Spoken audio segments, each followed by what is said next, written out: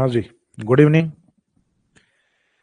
तो जो अपनी लास्ट में राजस्थान की उत्पत्ति या ओरिजिन को लेके लास्ट में जो टॉपिक हमने कंप्लीट किया है, जो बातें अपनी कंप्लीट हुई हैं उत्पत्ति को लेकर, उसके बाद में नेक्स्ट टॉपिक आपके आता है राजस्थान की स्थिति और विस्तार वाला पार्ट। तो राजस्थान के ओरिजिन को लेके जो हमने लास्ट में बातें की,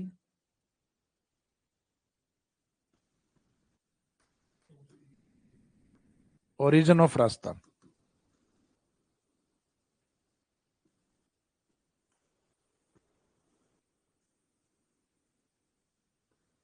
यानी इस टॉपिक का जो स्टार्टिंग पार्ट था अपना, तो उस उत्पत्ति में दो शब्द अपने सामने थे, एक तो जी और एक टी, गोंडवाना लैंड और टेथिस सागर।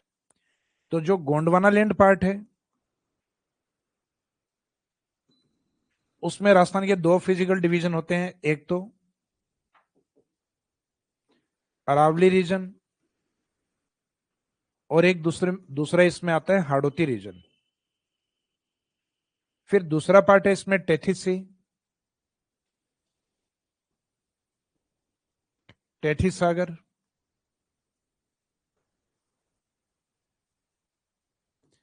और टेथिस सी के अंदर जो लेटेस्ट पार्ट जो मैंने बताया था पूर्वी मैदान,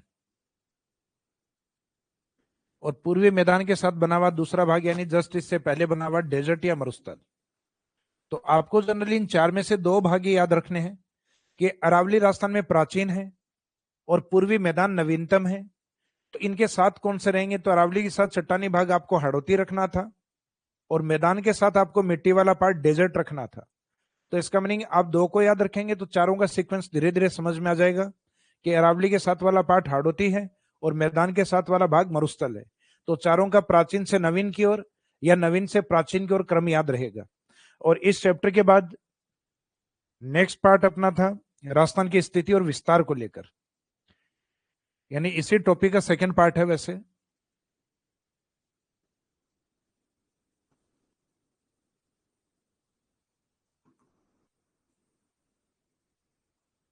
राजस्थान की स्थिति यानी लोकेशन को लेकर और राजस्थान के एक्सटेंशन यानी विस्तार को लेकर।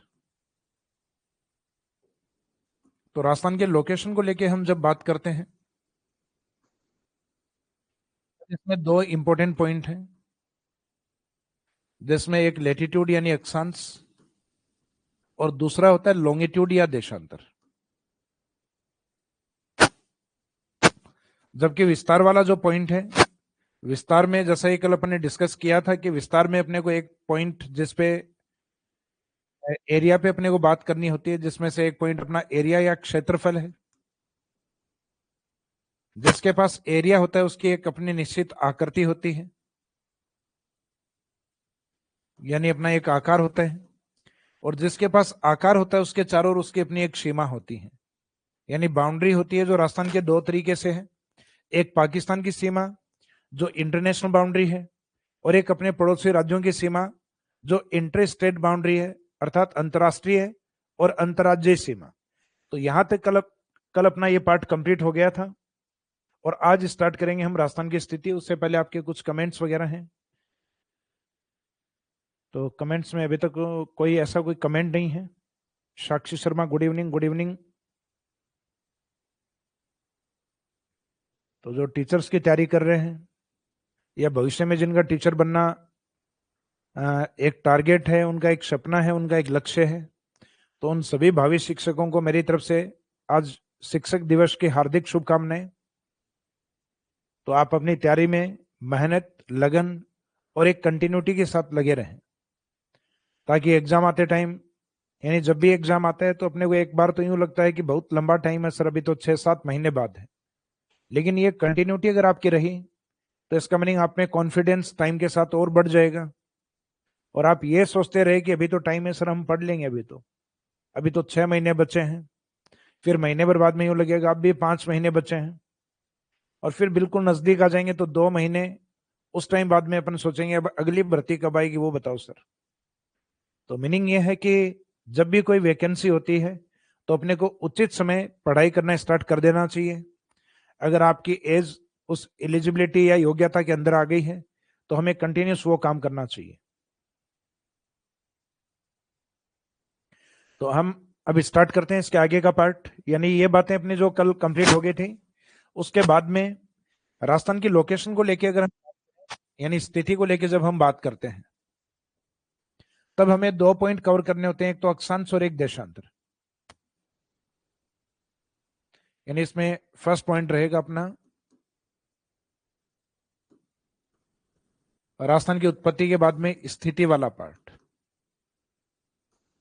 मीनिंग है लोकेशन ऑफ राजस्थान को लेके।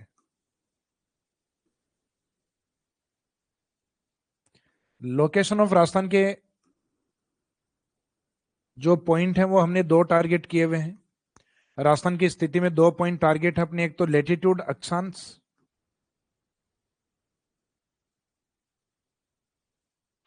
और लेटीट्यूड के अलावा जो दूसरा पॉइंट जो है वो है देशांतर।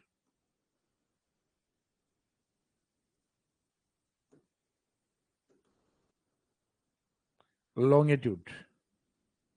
तो ये लेटीट्यूड और लॉन्गिट्यूड वाला जो पार्ट है, इसमें जो अक्षांश वाला जो पॉइंट है अपने लिए, यानी जो लेटीट्यूड वाला है, उसमें जो मेन लेटीट्यूड लाइन मानी जाती है वो होती है 0 डिग्री।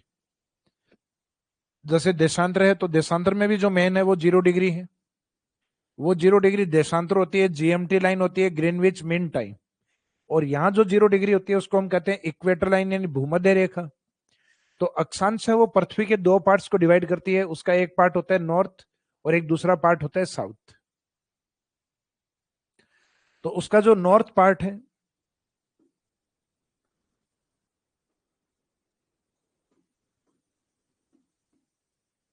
यानी जो नॉर्थ पार्ट है उसमें इंडिया स्थित है, तो हम इसमें आते हैं नदर्न हेमिस्फीयर में। नदर्न हेमिस्फीयर का मीनिंग है उत्तरी गोलार्ध।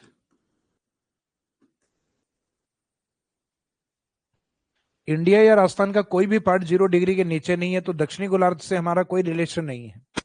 तो अक्षांश हमेशा सिर्फ 2 ही दिशाएं बताता है, या तो उत्तर को या फिर दक्षिण को, क्योंकि पूर्व और पश्चिम को बताने का जो कार्य है वो देशांतर का है। क्योंकि जो लॉन्गिट्यूड लाइन है वो डिवाइड करती है ईस्ट को और एक वेस्ट पार्ट को। तो जो अपनी सामान्य दिशाएं मानते हैं 4, उनमें से जो नॉर्थ और साउथ है वो हमेशा अक्षांश के पास होता है, जबकि ईस्ट और वेस्ट वाला जो पार्ट है, पूर्व पश्चिम का भाग है, वो देशांतर के पास होता है। और यहाँ इस मैप के अंदर हम देखते हैं, ग्लोब के अंदर, कि हमारी लोकेशन वो 0 डिग्री के केवल नॉर्थ में है।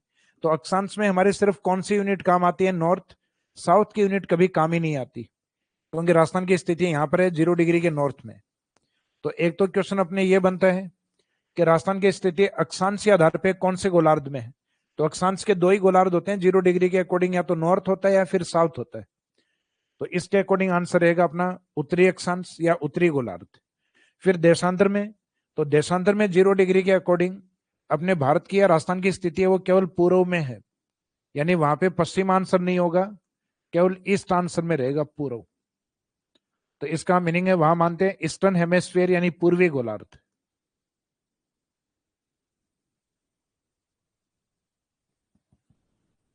तो राजस्थान देशांतरों के आधार पर कौन से गोलार्ध में है? तो यहां आंसर रहेगा पूर्वी गोलार्ध में।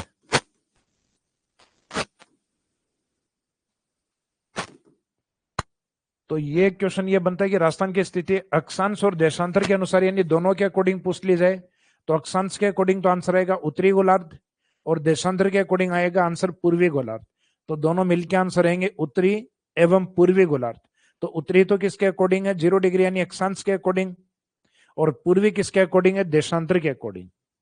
तो इसी को ही अपन लैंग्वेज के रूप में लिखेंगे, जो डायग्राम पैटर्न में जो है कि लोकेशन ऑफ राजस्थान,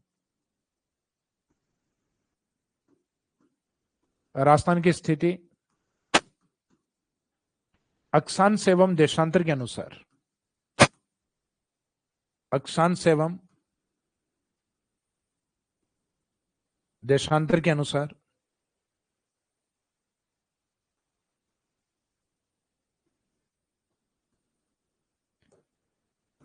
तो location of Rajasthan according to latitudes and longitudes.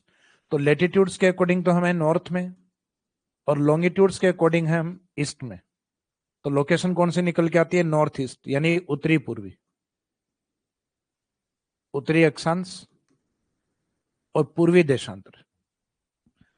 तो ये एग्जाम में अगर ऑप्शन आपको इस तरीके से दिए जाएं कि चारों डायरेक्शन आपको अलग दी जाए, नॉर्थ, ईस्ट, साउथ और वेस्ट, और आपसे पूछा जाए कि राजस्थान अक्षांश के अकॉर्डिंग कौन सी दिशा में है, तो अक्षांश में आपको बेस वही मानना है 0 डिग्री इक्वेटर लाइन, तो उसके अकॉर्डिंग दो ही आंसर हो सकते हैं, तो नॉर्थ या फिर साउथ।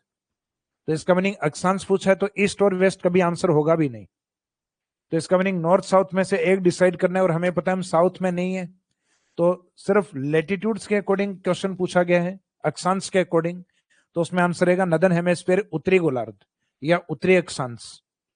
फिर क्वेश्चन अगर अक्षांश के अकॉर्डिंग नहीं होकर देशांतर के अकॉर्डिंग है, तो देशांतर या लॉन्गिट्यूड का जो बेस होता है वो होता है GMT line, Greenwich mean time, जिसमें हम या तो वेस्ट की तरफ हैं या ईस्ट की तरफ हैं, तो इसमें हमारा आंसर रहता है ईस्ट की तरफ, यानी ईस्टर्न लॉन्गिट्यूड। तो मीनिंग है कि देशांतर क्वेश्चन में है तो आंसर फिर ये रहेगा ईस्ट।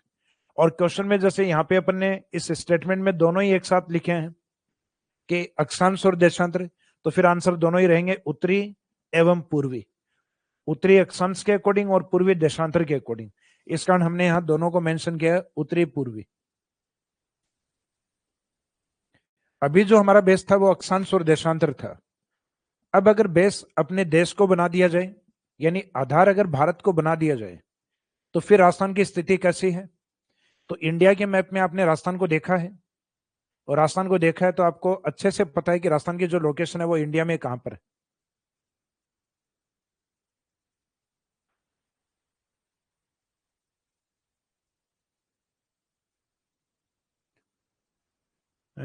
आप में से अजय कुमार सर, प्लीज आप टेस्ट टॉपिक वाइज ले लीजिएगा, और संडे को भी देखो, सब्जेक्ट वाला जो इंटीग्रेटेड वाला बैच है उसमें अपन टॉपिक वाइज भी टेस्ट रखेंगे, लेकिन स्टार्टिंग वाला जो टॉपिक है वो इतना छोटा है कि उसका जो टेस्ट है वो स्टार्टिंग के दो टॉपिक का मिला के एक साथ ले तो ज्यादा बेटर होगा, क्योंकि अनावश्यक उसमें क्वेश्चन 10 बने और 10 में से 10 आपके ठीक हो तो वो एक अनावश्यक कॉन्फिडेंस है, यानी जो नहीं आना चाहिए, क्योंकि आपका सब्जेक्ट है, उस सब्जेक्ट के अंदर या जो एग्जाम आप दोगे उसमें एक टॉपिक नहीं आना है, उस एग्जाम में तो आपके 10 टॉपिक, 12 टॉपिक, 16 टॉपिक जो भी उसका पार्ट है वो आएंगे। तो कम से कम अपनी जो आदत होनी चाहिए वो कम से कम दो टॉपिक जब कवर होते हैं तो टेस्ट देने का अपना भी उसमें थोड़ा सा इंटरेस्ट बढ़ जाता है, क्योंकि एक टॉपिक होगा तो आप हमेशा उसको हल्के में लेते हो, तो कम से कम दो टॉपिक हो, और दो टॉपिक के बाद हम कंटिन्यूस क्लास टेस्ट हैं वो भी ऑर्गेनाइज करवाएंगे, और संडे के जो टेस्ट हैं वो आपके होते रहेंगे।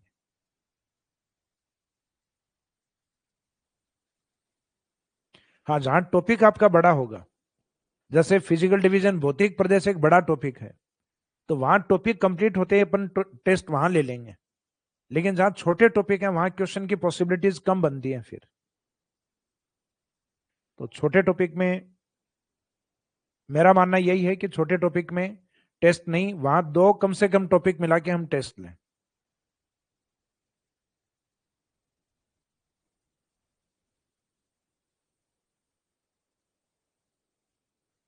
तो आगे कंटिन्यूस करते हैं अपन। तो इंडिया के अकॉर्डिंग राजस्थान की जो स्थिति है वो किस प्रकार की है, तो इंडिया के मैप में हम देखते हैं,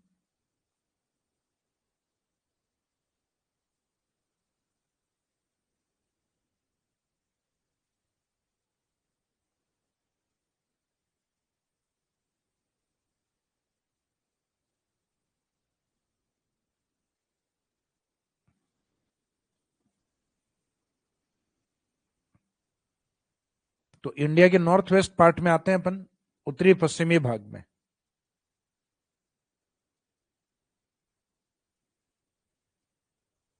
उत्तरी पश्चिमी यानी जो पाकिस्तान वाला बॉर्डर है इस पर।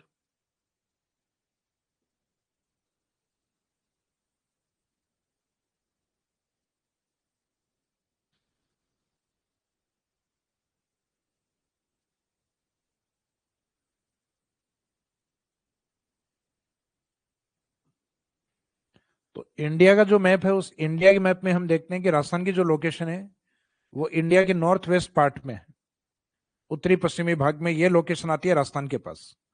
तो यहां अगर ये स्टेटमेंट हो, जैसे कि पहले स्टेटमेंट क्या था, राजस्थान की स्थिति अक्षांश और देशांतर, तो अक्षांश में हम नॉर्थ में थे और देशांतर में हम ईस्ट में, तो आंसर नॉर्थ ईस्ट। और अब बेस्ट नेक्स्ट में राजस्थान राजस्थान की स्थिति भारत के अनुसार, तो इसका मीनिंग इस बार बेस अपना क्या हो गया, इंडिया या भारत? भारत के अनुसार।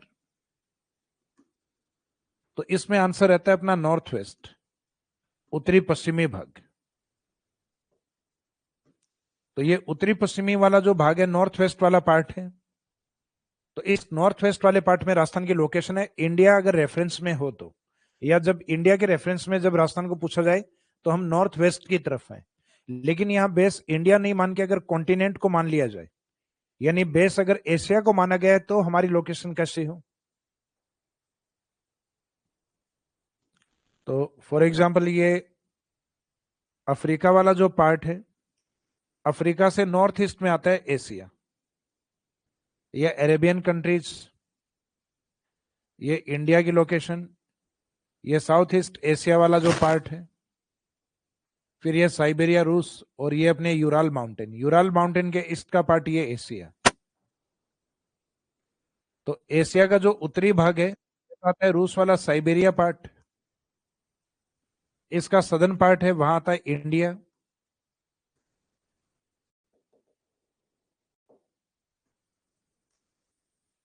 इसका ईस्ट वाला पार्ट है जहां चाइना और जापान वाला पार्ट, और वेस्टर्न पार्ट है जो मिडिल ईस्ट वाले, यानी जो मध्य और पूर्वी एशिया वाले कुछ राष्ट्र आते हैं अपने। तो इस तरीके से एशिया का डिवाइडेशन अगर आप करें तो अपने इंडिया की जो लोकेशन आती है वो आती है साउथ एशिया के अंदर। अब एशिया में भी इंडिया के दो पार्ट हैं, एक तो एशिया के साउथ ईस्ट वाला इंडिया और एक साउथ वेस्ट वाला इंडिया। तो अपना जो साउथ वेस्ट वाला जो पार्ट है उस पे कहीं ना कहीं राजस्थान है। अगर एशिया की लोकेशन में एक डायरेक्शन दी हुई है तब तो आंसर रहेगा कि हम साउथ एशिया में हैं, क्योंकि जहां इंडिया है वहीं राजस्थान है। लेकिन जब डबल डायरेक्शन में दिया हुआ हो, एशिया में दो दो दिशाएं दी हुई हो कि हम दक्षिण पूर्व में हैं या दक्षिण पश्चिम में हैं, तो हमारी लोकेशन को मानना है दक्षिण पश्चिम, यानी एशिया के साउथ में तो हैं हम, लेकिन हम जो नॉर्थ ईस्ट वाले स्टेट हैं उस साइड में नहीं है, हम वेस्ट वाली साइड में है। तो हमारी लोकेशन आएगी एशिया के साउथ वेस्ट में, और सिंगल डायरेक्शन में आंसर मानो तब आंसर आएगा साउथ एशिया। तो एशिया के अकॉर्डिंग अपने को लिखना है इस वाले डायग्राम के साथ कि राजस्थान की स्थिति,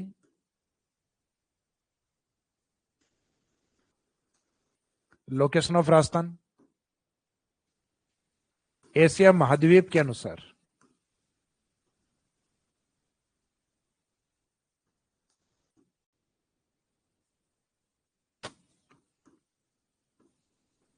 एशिया महाद्वीप के अनुसार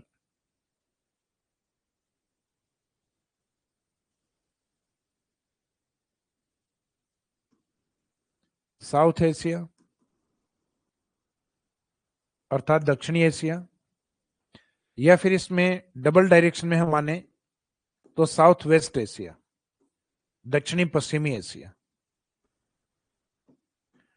नहीं, कभी एग्जाम में पूछा नहीं गया ऐसा क्वेश्चन, लेकिन फिर भी अपने को पॉसिबिलिटीज हैं, संभावनाएं हैं उनके ऊपर भी, क्योंकि एग्जाम में कई बार कुछ नए क्वेश्चन ही आते हैं तो वो संभावना वाले ही आते हैं कि अपने को नहीं लगता लेकिन फिर भी आ गए। तो एशिया के अकॉर्डिंग है साउथ एशिया में, डबल डायरेक्शन के अकॉर्डिंग साउथ और वेस्ट में, यानी दक्षिण पश्चिमी एशिया का पार्ट। तो राजस्थान की स्थिति को हमने तीन बेस पे कवर किया है, अक्षांश और देशांतर के आधार पर। तो अक्षांश देशांतर के आधार पर, अक्षांश में नॉर्थ में, देशांतर में ईस्ट में। फिर भारत के अनुसार, तो भारत के अकॉर्डिंग देखा जाए तो इंडिया के नॉर्थ वेस्ट में आते हैं, उत्तर पश्चिम पाकिस्तान बॉर्डर की तरफ। फिर हम देखें एशिया कॉन्टिनेंट के अकॉर्डिंग, एशिया महाद्वीप के अकॉर्डिंग, तो या तो साउथ एशिया का पार्ट है उसमें हम लोकेटेड हैं क्योंकि इंडिया भी वही है, और डबल डायरेक्शन में हम देखें तो साउथ वेस्ट एशिया में, दक्षिणी पश्चिमी एशिया के अंदर। तो ये 3 पॉइंट या 3 बेस के ऊपर आपको याद रखना है।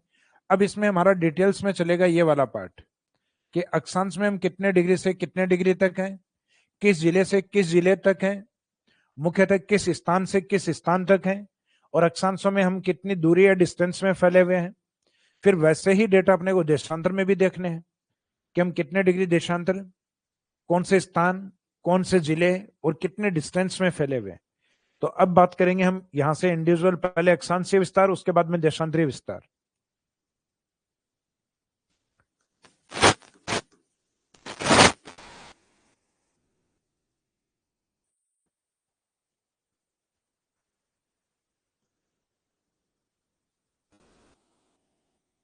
राजस्थान की अक्षांशीय स्थिति,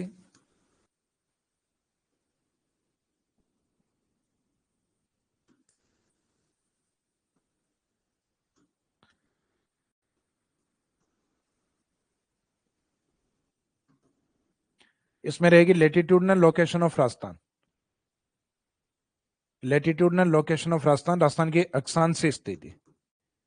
तो अक्षांशीय स्थिति का मीनिंग यह है कि हमें राजस्थान की वो लोकेशन कंसिडर करनी है जो इसके साउथ और नॉर्थ में है, क्योंकि अक्षांश हमेशा साउथ और नॉर्थ के बारे में बताते हैं।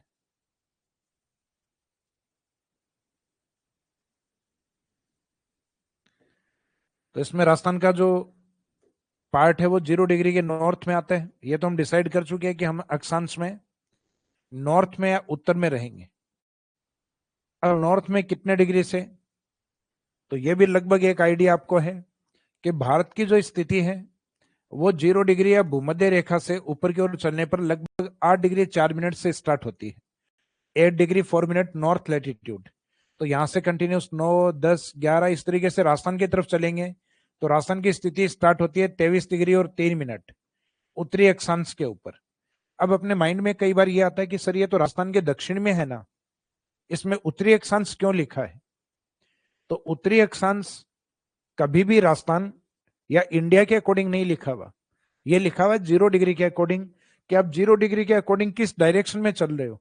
अगर आपके काउंटिंग नॉर्थ में चल रही है तो सारे उत्तरी अक्षांश होंगे, फिर वो इंडिया डिसाइड नहीं करेगा, इंडिया के अकॉर्डिंग तो ये दक्षिणी है। लेकिन इसमें अपन नॉर्थ इसलिए लिख रहे हैं क्योंकि काउंटिंग 0 डिग्री से चल रही है। अब 0 डिग्री के सदन की जो काउंटिंग चलेगी उसमें आएंगे दक्षिणी अक्षांश। तो इसका मीनिंग अक्षांशों के पास सिर्फ दो ही दिशाएं होती हैं डायरेक्शन के अकॉर्डिंग, या तो नॉर्थ होता है या फिर इनके पास साउथ होता है। इनके पास ईस्ट और वेस्ट नहीं होते, वो देशांतर के पास होते हैं।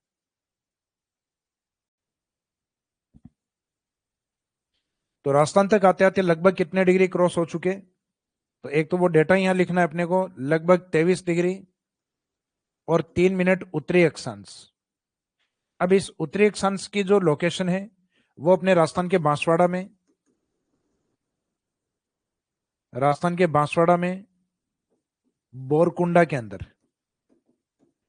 बोरकुंडा most southern point of Rajasthan है, राजस्थान का सबसे दक्षिणी बिंदु है। जो पहले तो अपन मानते थे यहाँ एक तहसील थी अपने, जो राजस्थान के अंदर एकीकरण में एक प्रमुख ठिकाना भी था कुशलगढ़, लेकिन वर्तमान में अब यहाँ एक नई तहसील आती है सज्जनगढ़। हालांकि सज्जनगढ़ एक पहाड़ी भी है, वो अपने उदयपुर में है। तो ये अगर सही मैप में आप देखोगे तो वास्तव में ये लोकेशन सज्जनगढ़ में आ रही है, जबकि पुराने डेटाज के अकॉर्डिंग ये कुशलगढ़ का पार्ट दिखता है अपने को। तो ये वाला पार्ट जो बोरकुंडा बांसवाड़ा है, यहां से स्टार्ट होकर हम कंटिन्यूस ऊपर की ओर चलेंगे 24, 25, 26 और राजस्थान के नॉर्थ तक पहुंचते पहुंचते गंगानगर कोणा विलेज तक ये वैल्यू हो जाती है 30 डिग्री और 12 मिनट उत्तरी अक्षांश। तो इकाई तो दोनों में सेम ही लगानी है, उत्तरी अक्षांश और उत्तरी अक्षांश, क्योंकि ये काउंटिंग 0 डिग्री के नॉर्थ के काउंटिंग है, इसका दोनों में उत्तरी अक्षांश। अब ये जो विलेज है ये आता है कोणा विलेज, कोणा गांव, कोणा गांव श्री गंगानगर।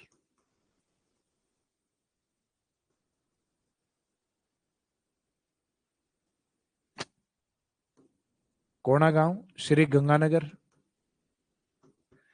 और इन दोनों स्थानों के बीच की जो डिस्टेंस या जो दूरी है वो राजस्थान की अक्षांशीय दूरी है।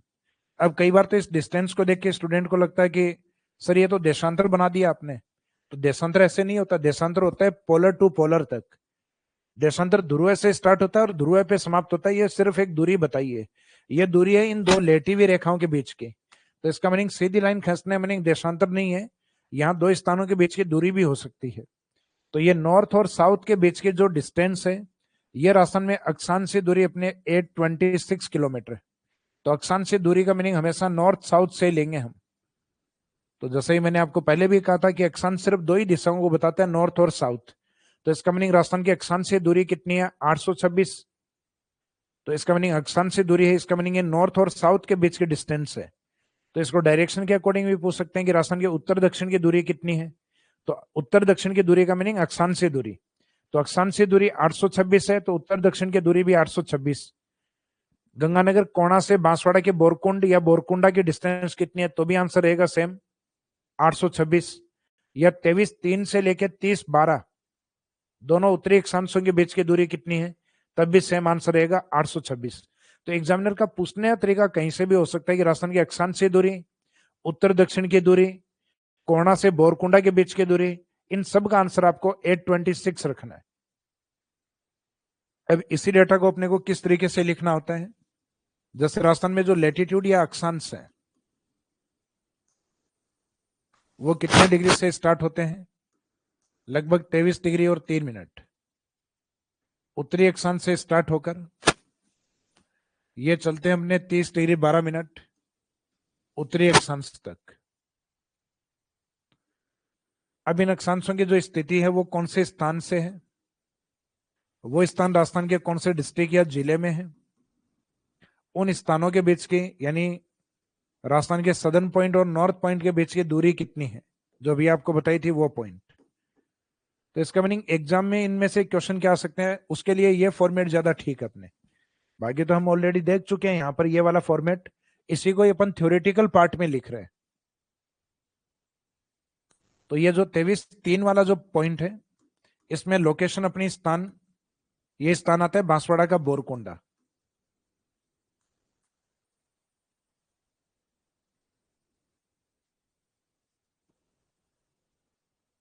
बोरकुंडा डिस्ट्रिक्ट रहेगा इसमें बांसवाड़ा। अब बांसवाड़ा राजस्थान के कौन से डायरेक्शन को रिप्रेजेंट करता है, तो राजस्थान का सबसे दक्षिणी भाग है, तो यहां आ जाएगा इसके जस्ट नीचे साउथ या दक्षिण। तो इसका मीनिंग है राजस्थान का दक्षिणी जिला कौन सा है, बांसवाड़ा। राजस्थान का दक्षिणी स्थान कौन सा है, बोरकुंडा। राजस्थान का दक्षिणी अक्षांश कौन सा है, 23 डिग्री 3 मिनट उत्तरी अक्षांश। तो वैल्यू तो उत्तरी लगेगी इसमें, लेकिन ये राजस्थान का सबसे दक्षिणी अक्षांश है। जैसे इंडियन ज्योग्राफी में आपने पढ़ा है कि भारत का सबसे दक्षिणी बिंदु समुद्र में आता है अपना इंदिरा पॉइंट के नाम से। तो वहां से भी अप्लाइड करके पूछा जा सकता है कि इंडिया के इंदिरा पॉइंट की तरह, तो इंडिया के इंदिरा पॉइंट का इंपॉर्टेंस क्या है, most southern point of India, Bharat का दक्षिणतम बिंदु है वो। तो इंडिया के इंदिरा पॉइंट की तरह राजस्थान में दक्षिणतम बिंदु कौन सा है, तो आंसर रहेगा 23 डिग्री 3 मिनट। कौन से स्थान पर है, बोरकुंडा। किस जिले में है, बांसवाड़ा। और कितने डिग्री पर है, तो 23 डिग्री 3 मिनट। तो वो राजस्थान का दक्षिणी जिला बांसवाड़ा, दक्षिणी स्थान बोरकुंडा, दक्षिणी अक्षांश 23 डिग्री 3 मिनट। यहां से लेकर राजस्थान का विस्तार है 31 डिग्री 12 मिनट, कोणा विलेज, कोणा विलेज या कोणा गांव। और ये राजस्थान के कौन से डिस्ट्रिक्ट में आता है, श्री गंगानगर।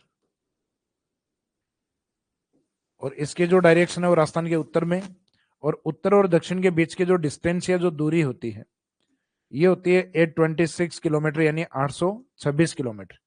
अब एग्जामिनर आपसे पूछेगा राजस्थान के उत्तर दक्षिण की दूरी, तो आंसर 826। राजस्थान में 23-3 और 30-12 के बीच की डिस्टेंस, तो भी आंसर 826। बोरकुंडा से कोणा के बीच की दूरी 826। राजस्थान की अक्षांशीय दूरी, तो अक्षांशीय दूरी का मीनिंग वही होता है नॉर्थ और साउथ के बीच की दूरी 826।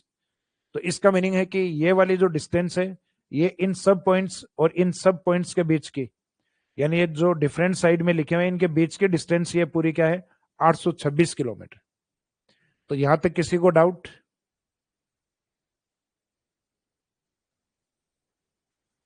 कि एक सन से दूरी इस तरीके से क्यों है, समझ में आ गया।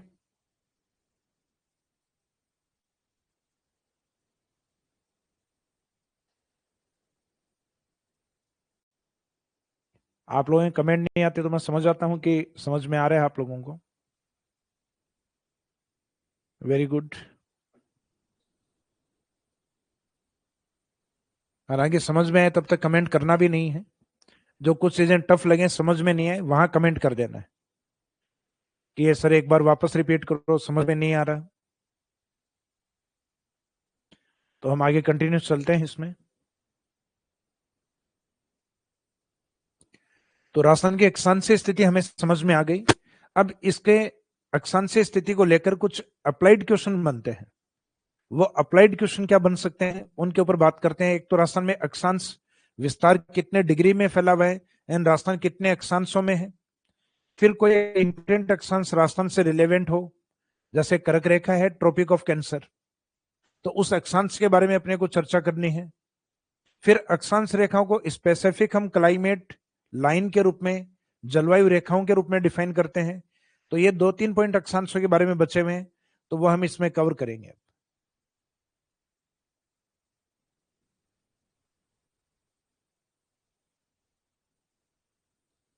तो इसमें नोट या विशेष के अंदर फर्स्ट पॉइंट अपन ले रहे हैं,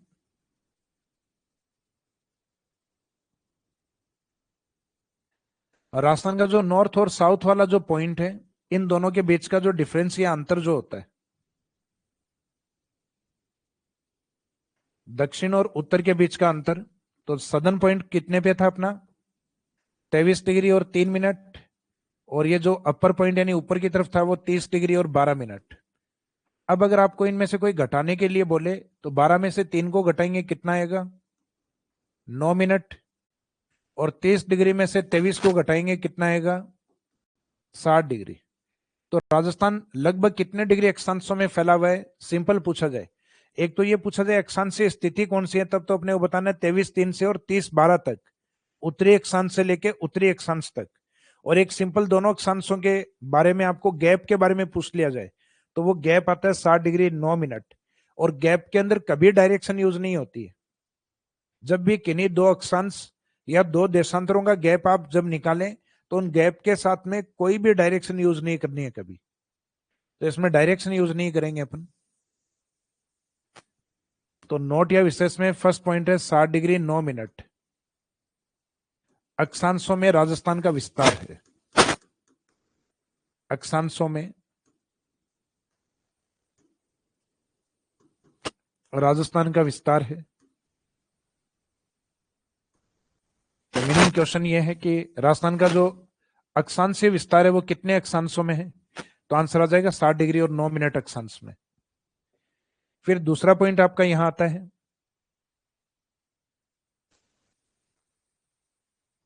राजस्थान का जो इंपोर्टेंट अक्षांश यानी जो कर्क रेखा है 23.5 डिग्री उत्तरी अक्षांश। तो इस उत्तरी अक्षांश को एक तो नाम क्या दिए जाते हैं वो आपको नाम पता होने चाहिए। तो सामान्यतः हिंदी में तो जो शब्द यूज करते हैं हम कर्क रेखा, हिंदी में एक दूसरा शब्द इसका आता है उत्तरी अयनांत,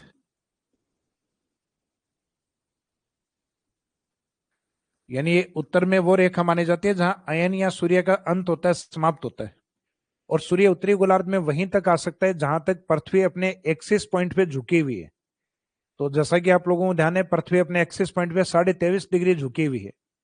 तो इसका मीनिंग ये हुआ कि पृथ्वी जितनी झुकी हुई होगी सूर्य की किरणें वहां तक सीधी आती हैं। तो उत्तरी गोलार्ध में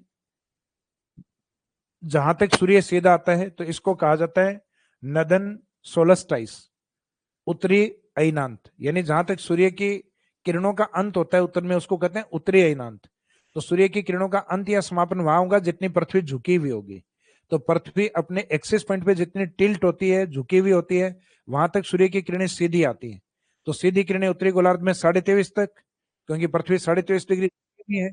और सदन में भी सूर्य की किरणें 23.5 तक, जिसको हम मकर रेखा कहते हैं। लेकिन मकर रेखा से अपना कोई रिलेशन नहीं है, क्योंकि हम विश्व में देखें तो हम 0 डिग्री के नॉर्थ में हैं, ना कि साउथ की तरफ। तो ये कर्क रेखा, इसी का जो दूसरा नाम उत्तरी अयनांत, और इसी को इंग्लिश टर्म्स में ऊपर वाले शब्द को हम कहते हैं ट्रॉपिक ऑफ कैंसर।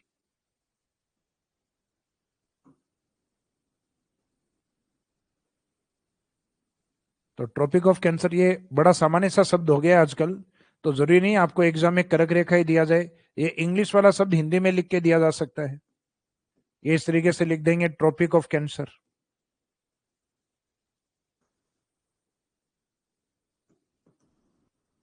ये ट्रॉपिक ऑफ कैंसर का संबंध राजस्थान के कौन से जिलों से है, तो मुख्यतः अपने दो जिलों से गुजरती है, मेनली बांसवाड़ा, और कुछ एक छोटा हिस्सा है वो गुजरता है डूंगरपुर वाले पार्ट से।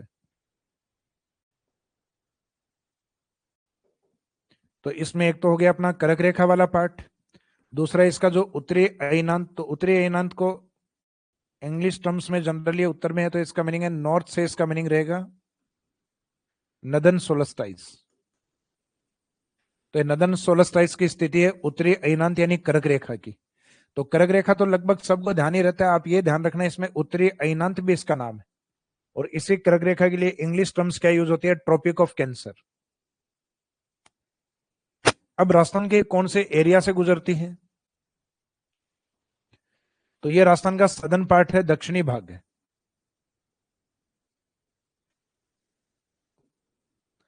जो 0 डिग्री या भूमध्य रेखा के नॉर्थ में आता है, तो ये तो अपने को ध्यान है कि राजस्थान का जो सदर्न पॉइंट है वो 23 डिग्री और 3 मिनट से स्टार्ट होता है, जबकि कर्क रेखा होती है 23 डिग्री और 30 मिनट। तो 30 मिनट तो 3 मिनट के बाद ही आएंगे अपने। तो ये 23 डिग्री 3 मिनट है, और इस 3 के आगे उधर 0 लगाओगे आप, तब ये 30 बनेगा। तो ये थोड़ा सा ऊपर स्थित है, जैसे फॉर एग्जाम्पल यहां पर। और यहां अगर हम बांसवाड़ा की लोकेशन को देखें तो बांसवाड़ा कुछ इस तरीके से आता है कि इस रेखा के बांसवाड़ा का आधा हिस्सा लगभग नीचे और आधा हिस्सा ऊपर है, और ये रेखा हल्का सा इस वाली साइड में डूंगरपुर को भी क्रॉस करती है। तो बाई चांस ये पूछ लिया जाए कि कौन से 2 जिलों की सीमा बनाती है, तो एक बांसवाड़ा और एक डूंगरपुर।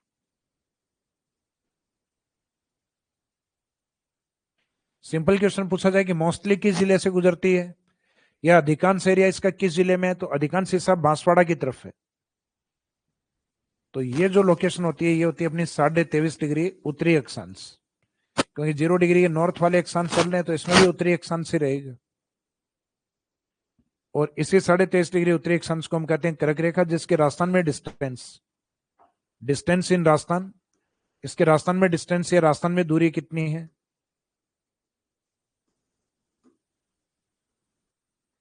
राजस्थान में दूरी रहेगी इसकी 26 किलोमीटर, 26 किलोमीटर। जो कुछ जगह एनसीईआरटी वगैरह की बुक में कुछ जगह 85 किलोमीटर भी मेंशन है, लेकिन आरपीएससी जनरली इसमें आंसर जो कंसीडर करती है 26 किलोमीटर, इसलिए अपन 26 ही लिखते हैं। और बाई चांस दूसरा ऑप्शन अगर आप लिखना चाहो ब्रैकेट में लिख सकते हो 85 किलोमीटर, लेकिन प्रायोरिटी में यही रखना है। तो राजस्थान में दूरी किसको, कर्क रेखा को लेकर। तो tropic of cancer distance in Rajasthan 26 kilometre. अब बांसवाड़ा में इसके निकटतम एक सिटी माना गया, सिटी का नाम है कुशलगढ़। देखो किनारे पे इसके बहुत सारे गांव भी आते हैं, स्थान भी आते हैं, डिस्ट्रिक्ट भी आते हैं, लेकिन सिटी अपने आप में एक ऐसा कॉन्सेप्ट है कि जिसका एक मीनिंग निकलता है। तो सिटी के तौर पे हमने जो बोला है, तो इसमें बड़ा सोच समझ गया, ज्योग्राफी के अकॉर्डिंग बोला गया इसमें। तो इसके नियरेस्ट सिटी के रूप में किसको कंसिडर किया जाता है, कुशलगढ़ को। कुशलगढ़ इसका निकटतम शहर।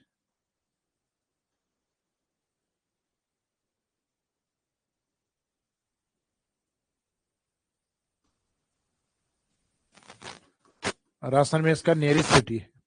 साल में एक दिन ऐसा होता है कि सूर्य इसके ऊपर सीधा होता है 21 जून को, जो हमारे लिए एक विशेष इसमें दिन होता है या दिवस होता है, जिसको हम कहते हैं करक संक्रांति।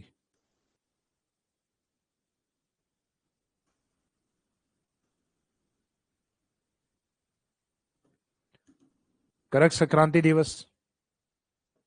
तो ये करक संक्रांति दिवस अपने लिए एक longest day and smallest night के रूप में होता है, क्योंकि 21 जून को आपको पता है कि अपने यहाँ बहुत तेज गर्मियां होती हैं। कर्क रेखा पे जब सूर्य सीधा आ जाता है, तो सीधा आ जाएगा तो सामान्य सी बात है, एक तो हमारे यहाँ दिन की अवधि बढ़ जाती है, टेम्परेचर भी बढ़ जाता है।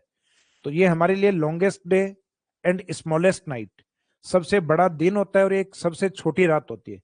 देखो वैसे पूरे दिन में देखा जाए तो पूरे दिन में तो वही 24 घंटे होते हैं, पूरे 12 महीने। तो इसका मीनिंग है कि फर्क आता है दिन की रोशनी में और रात्रि के समय में। तो ये वाला जो पार्ट है, इस समय अपने दिन की रोशनी लगभग 13.5 घंटे तक होती है, तो इसका मीनिंग रात्रि का समय कम बचा है। तो उत्तरी गोलार्ध का या राजस्थान का सबसे बड़ा दिन और सबसे छोटी रात है, उसको क्या कहा जाता है, कर्क संक्रांति। तो सामान्य सी बात है, अगर ये दिन बड़ा है तो रात्रि का समय कम रहेगा फिर। तो इस कारण इसको कहा गया longest day and smallest night, सबसे बड़ा दिन और सबसे छोटी रात। तो कर्क संक्रांति दिवस किसको माना जाता है, तो कर्क संक्रांति जब सूर्य कर्क रेखा पे होता है, तो उस दिवस को माना जाता है 21 जून को। इसके बिल्कुल 6 महीने बाद सूर्य मकर रेखा पर होता है। तो जब मकर रेखा पे होता है तो वो हमारे लिए विंटर वाली कंडीशन होती है, इस कारण हम उसको कहते हैं विंटर सोलस्टाइस, यानी मकर संक्रांति। तो ये वाली कर्क संक्रांति को इंग्लिश टर्म्स में ये गर्मियों का टाइम पीरियड है, इस कारण समर के नाम से जानते हैं इसको। आगे सूर्य की स्थिति होती है, उसको संक्रांति वाला जो पार्ट है उसको कहते हैं सोलस्टाइस, समर सोलस्टाइस। जबकि 6 महीने बाद विंटर सोलस्टाइस अर्थात मकर संक्रांति होता है, वो 22 दिसंबर। एक मकर संक्रांति फेस्टिवल आता है, त्योहार आता है, वो अलग आता है। ज्योग्राफी में सिंपल पूछा है मकर संक्रांति किस दिवस को होती है, तो आंसर मानना है 22 दिसंबर को।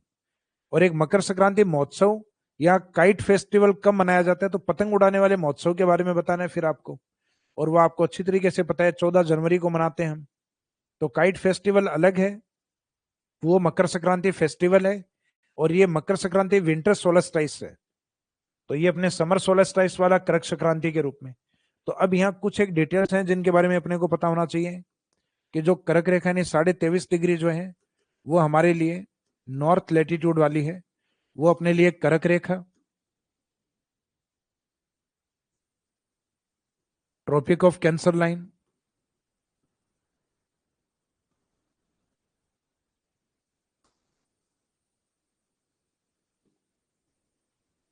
ट्रॉपिक ऑफ कैंसर लाइन और उत्तरी अयनांत के रूप में।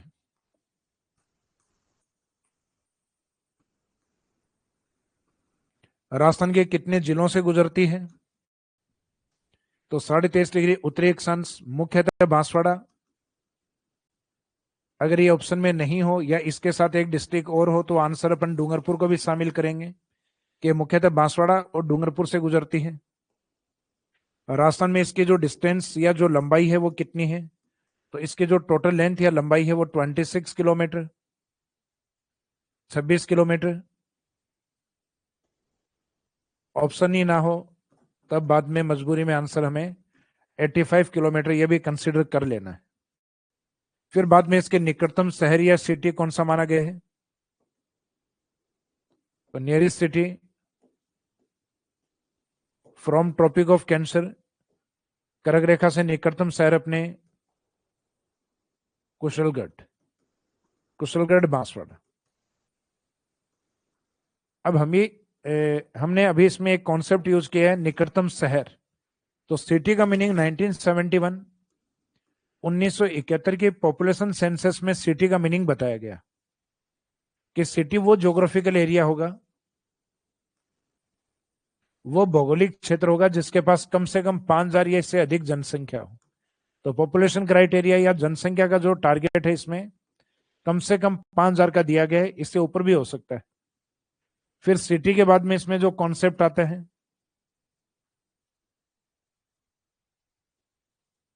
सिटी के बाद में जो कॉन्सेप्ट, सॉरी सिटी के लिए बाद में सेकंड पॉपुलेशन के बाद आता है डेंसिटी का। डेंसिटी का यानी सघनता का या घनत्व का जो टारगेट आता है, तो वो घनत्व का जो क्राइटेरिया आता है वो 400 व्यक्ति प्रति वर्ग किलोमीटर, यानी 1 वर्ग किलोमीटर में कम से कम इतने लोग होने चाहिए। फिर उसके बाद में जो नेक्स्ट डेटा है डेंसिटी के बाद में, सघनता के बाद में जो डेटा है वो आता है अपना इसमें नॉन एग्रीकल्चर वर्कर। जैसे ग्रामीण क्षेत्र है वहां एग्रीकल्चर वर्कर होते हैं यानी कृषि श्रमिक होते हैं, यानी जो कृषि क्षेत्र में काम करते हैं। जबकि शहरी क्षेत्र में अधिकांश लोग हैं वो नॉन एग्रीकल्चर वर्कर होते हैं, यानी या तो सर्विस सेक्टर में काम करते हैं या इंडस्ट्रीज में काम करते हैं, लेकिन खेतों में काम नहीं करते। लेकिन कुछ निकटतम ऐसे लोग हैं जो शहर में बसे हुए हैं लेकिन गांव में अपने खेतों को भी संभालते हैं।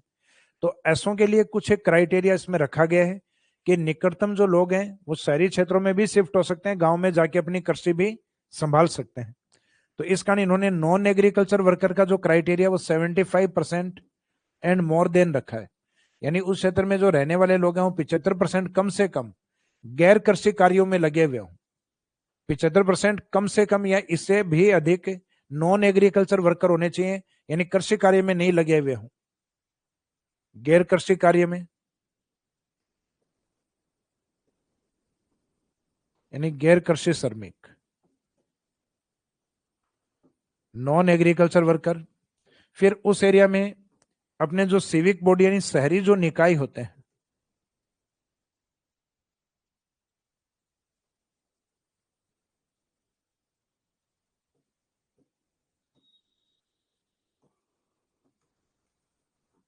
शहरी जो निकाय हैं सिविक बॉडीज हैं, वो कोई भी सिविक बॉडी वहां काम करती हो। सिविक बॉडी का मीनिंग आपको पता है कि अपने स्थानीय जो प्रशासनिक व्यवस्था है उसमें ग्रामीण क्षेत्र में अपने ग्राम पंचायत, पंचायत समिति, जिला परिषद, वैसे अपने शहरी क्षेत्रों में नगर पालिका, नगर परिषद और नगर निगम, और कोई आर्मी कैंट एरिया तो भी चलेगा, जैसे दिल्ली कैंट है या सैनिक छावनी क्षेत्र है जैसे ब्यावर था, नसीराबाद है। तो इस प्रकार का कोई सैनिक क्षेत्र भी हो तो उसको हम सिटी के रूप में या टाउन के रूप में मान सकते हैं। तो ये क्राइटेरिया जो फुलफिल करता हो उसको हम सिटी के रूप में, तो यहाँ अपने को ये रटना नहीं है, अपने को तो ये पता होना चाहिए वो सिटी जो आया था उसका मीनिंग होता है। तो राजस्थान में 2011 की जनगणना में 297 297 सिटी थे, उसमें एक कुशलगढ़ भी था। 2011 पॉपुलेशन सेंसस में राजस्थान में टोटल सिटी कितने थे? 297। तो सिटी का मीनिंग कभी जिले से नहीं होता है। जिले तो हमारे 33 ही थे, अब बढ़ के 41 हुए हैं। तो इसका मीनिंग वो 297 जो थे वो सिटी वाले थे जो इस क्राइटेरिया को फुलफिल कर रहे थे। तो ये चीजें आपको पता होनी चाहिए कि कुशलगढ़ इसका निकटतम शहर है। तो शहर का मीनिंग अब आपको समझ में आ गया कि कुशलगढ़ के पास कौन कौन से कैरेक्टरिस्टिक्स या विशेषताएं हैं। मीनिंग है इसमें जो पॉपुलेशन है 5,000 से अधिक वाला क्राइटेरिया इसने क्रॉस किया हुआ है, 400 से अधिक डेंसिटी वाला एरिया, वहां कोई एक सिविक बॉडी है, एक नगरीय निकाय है, और साथ में वहां नॉन एग्रीकल्चर वर्कर, गैर कृषि कार्य में लगे हुए जो लोग हैं वो 75% से अधिक हैं। तो एक तो कृषि श्रमिक, एक गैर कृषि श्रमिक। गैर कृषि का मीनिंग होता है वो कृषि के अलावा अन्य सेक्टर में काम करते हैं। तो ये कर्क रेखा के बारे में इंपॉर्टेंट फैक्ट थे। अब इसका जो कर्क संक्रांति वाला कॉन्सेप्ट है वो ध्यान रखना है। जब कर्क रेखा पर सूर्य आता है तो वो अपने 21 जून को आता है समर के टाइम, इस कारण उसको इंग्लिश टर्म्स में हम क्या यूज करते हैं? Summer solstice. Summer solstice. तो ये उत्तरी गोलार्ध का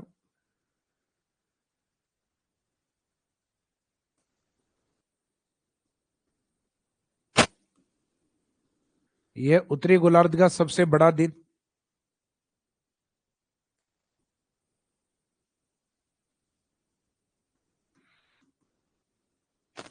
अब यहाँ उत्तरी गोलार्ध के साथ चाहे आप राजस्थान में मेंशन कर दो क्योंकि हम उत्तरी गोलार्ध में ही हैं, तो इसका मीनिंग राजस्थान का भी सबसे बड़ा दिन है। तो ये उत्तरी गोलार्ध या राजस्थान का सबसे बड़ा दिन एवं सबसे छोटी रात। सबसे छोटी रात है, सबसे छोटी रात जिसे करक संक्रांति कहा जाता है। तो सामान्य सा पॉइंट है कि ये सबसे बड़ा दिन है तो ये रात क्या रहेगी? फिर छोटी रहेगी। फिर इसी दिवस को करक संक्रांति दिवस को यानी 21 जून को 2015 से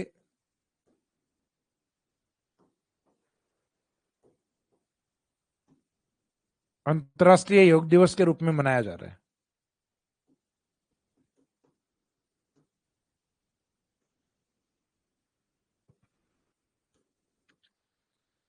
अंतर्राष्ट्रीय योग दिवस के रूप में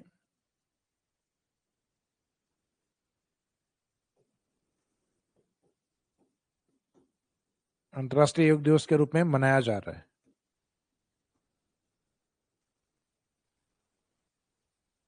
तो ये पॉइंट इसमें याद रखिएगा।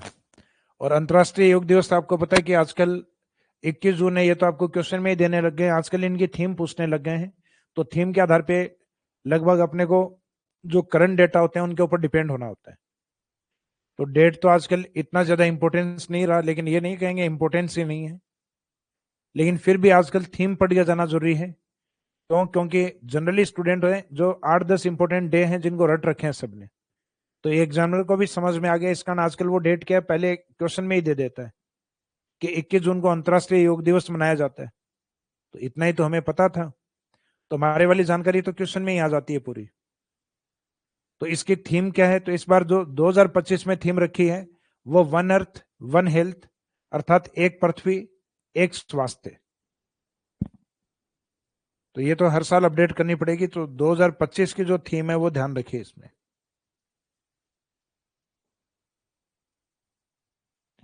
One earth one health.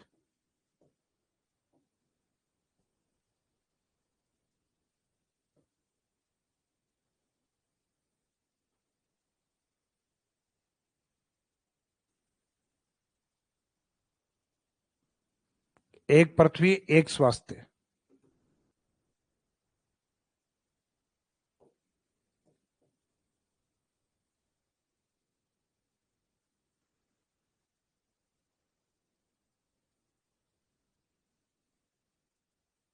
एक पृथ्वी और एक स्वास्थ्य। तो ये वाला जो पार्ट है आपका कर्क रेखा वाला, ये कंप्लीट हो गया। तो एक तो हमने इसमें देखा कि अक्षांशों का गैप कितना है, तो गैप तो हम एग्जाम में बैठ के निकाल लेंगे, हमें 23 3 और 30 12 याद होना चाहिए। तो ये हमें घटाना आता है कि 30 में से 23 को घटाएंगे तो लगभग 60 डिग्री, और 30 के आगे क्या था 12, और 23 के आगे था 3, तो 12 और 3 का गैप आता है 9 मिनट। तो गैप आता है राजस्थान के लिए 60 डिग्री और 9 मिनट अक्षांशों का। तो अभी तक हमने जो नोट में कवर किए हैं वो 2 पॉइंट कवर किए हैं।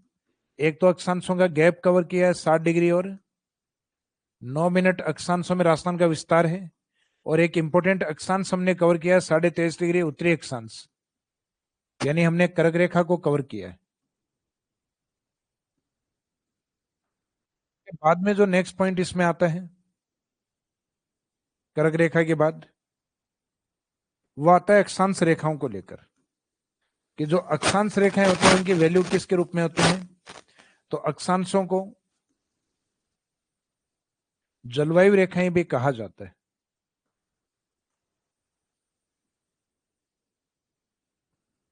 जलवायु रेखा भी कहा जाता है, तो ये पॉइंट याद रखिए इसमें, क्लाइमेट लाइन। तो ये क्लाइमेट लाइन के रूप में इसलिए है, जैसे फॉर एग्जांपल अपनी जो पृथ्वी है, इस पृथ्वी के ऊपर जो 0 डिग्री से 23.5 डिग्री नॉर्थ और 23.5 डिग्री साउथ, यहां तक सूर्य की किरणें सीधी आती हैं, तो सामान्य सी बात है यहाँ टेम्परेचर क्या होंगे अपने, ज्यादा होंगे। इस कारण ये वाला जो पार्ट है 0 डिग्री के दोनों तरफ वाला, ये होता है अपना उष्ण कटिबंध। अब जैसे आप 23.5 से ऊपर की ओर जाओगे 66.5 डिग्री की ओर, और इस साइड में भी आप 66.5 डिग्री, तो 66.5 डिग्री के नॉर्थ वाला पार्ट है, वहां टेम्परेचर कम होता है, तो वो अपने लिए ठंडा एरिया आता है शीत कटिबंध। और यहाँ पे भी वही पार्ट है शीत कटिबंध, और यहाँ शीत और उष्ण है, उसके दोनों के बीच का जो क्षेत्र होता है वो कौन सा होता है, वो होता है शीतोष्ण कटिबंध। वो होता है शीतोष्ण कटिबंध, यानी ये टेम्परेट जोन होता है, ये दोनों अपने ध्रुवों की तरफ आ गए शीत कटिबंध, और ये बीच वाला जो पार्ट आ गया ये आ गया उष्ण कटिबंध। तो अभी हमने जो ये इंडिकेट कर रहे हैं कटिबंध कटिबंध कटिबंध, तो कटिबंध जो शब्द होता है उसका मीनिंग होता है दो अक्षांशों के बीच का क्षेत्र। कोई भी दो अक्षांश है, जैसे 1 डिग्री 2 डिग्री अक्षांश है, तो इनके बीच के एरिया को हम क्या मानेंगे, जोन या कटिबंध। या एक से अधिक अक्षांश है तो उनके बीच के ज्योग्राफिकल एरिया को हम जोन या कटिबंध कहते हैं। तो कर्क रेखा और मकर रेखा के बीच का जो जोन या क्षेत्र है वो गर्म है, तो उसको मीनिंग देंगे उष्ण कटिबंध। तो वो कटिबंध उन अक्षांशों के बीच की स्थिति को बता रहे कि यहाँ पे टेम्परेचर अधिक है। 66.5 डिग्री से ध्रुवों की ओर टेम्परेचर कम है, तो उसको हम कहते हैं शीत कटिबंध। तो कटिबंध उन स्थानों को या क्षेत्रों को इंडिकेट करता है जो अक्षांशों के बीच के एरिया हो। अब वो ठंडे क्षेत्र में है तो वो शीत कटिबंध, गर्म में है तो उष्ण कटिबंध, और दोनों का मिला जुला प्रभाव है, यानी शीत और उष्ण का, तो हम उसको कहेंगे शीतोष्ण या टेम्परेट जोन। तो मीनिंग ये हुआ कि अक्षांश है वो क्लाइमेट को इंडिकेट करती है। तो आपके माइंड में क्वेश्चन आएगा सर देशांतर नहीं करते, तो बिल्कुल नहीं करते। कारण, तो कारण इसके पीछे यह है कि देशांतर जो नॉर्थ में स्टार्ट होगा ध्रुवों से, जैसे फॉर एग्जांपल हमने ये देशांतर यहाँ पे ड्रॉ किया, ये ध्रुवों से स्टार्ट हुआ 90 डिग्री नॉर्थ पोल से 90 डिग्री साउथ पोल तक, और ये मान लो कि ये 0 डिग्री देशांतर है। तो 0 डिग्री देशांतर ग्रीनविच जैसे ही स्टार्ट हुई ऊपर से, हमने पूछा जलवायु कैसी है, तो आंसर मिला शीत ठंडी जलवायु। फिर थोड़ी देर बाद में हमने पूछा यहाँ 45 डिग्री अक्षांश पे आते आते कि जलवायु कैसी है, तो फिर आंसर मिला शीतोष्ण कटिबंध, वैल्यू वही है 0 डिग्री। और फिर वही 0 डिग्री जब भूमध्य रेखा पर आई फिर पूछा जलवायु कैसी है, और हमें आंसर मिला उष्ण कटिबंध। तो इसका मीनिंग जो देशांतर रेखा होती है वो सभी कटिबंध या सभी जलवायु कटिबंधों को क्रॉस करती है, ऐसा एक नहीं, सभी देशांतर ऐसे ही करती है।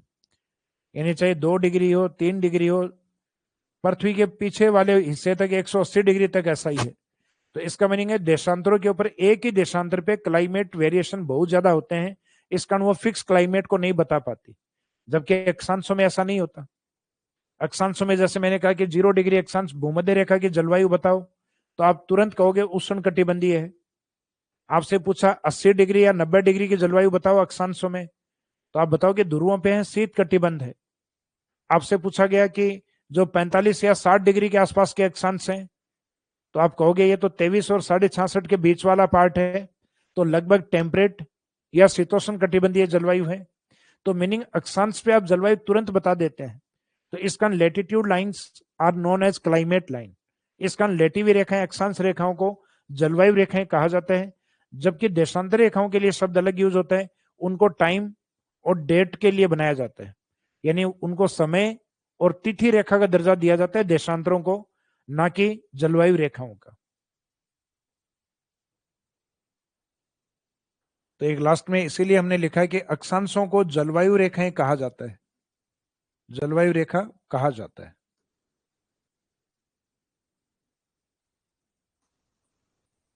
तो इसका मीनिंग ये विशेषता देशांतर के साथ नहीं है कि अक्षांश के साथ ही आती है, क्लाइमेट लाइन वाली। तो ये हमारा अक्षांशीय विस्तार कंप्लीट हो गया।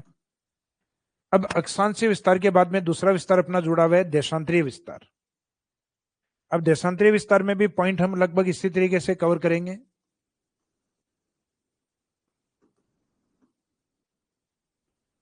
राजस्थान का देशांतरीय विस्तार,